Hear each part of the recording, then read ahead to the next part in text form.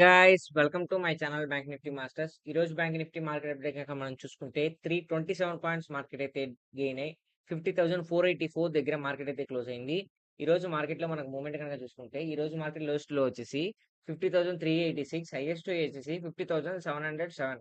అంటే almost all market అయితే ఒక 300 to 400 పాయింట్స్ వరకు మార్కెట్ ఒక మూమెంటం అయితే జరిగింది. సో యాక్చువల్లీ మనం ఏ విధంగా ఎంట్రీ తీసుకున్నాము, ఈ రోజు అయితే మార్కెట్ అయితే బిగ్ కన్సల్టేషన్ జరిగింది ఫ్రెండ్స్.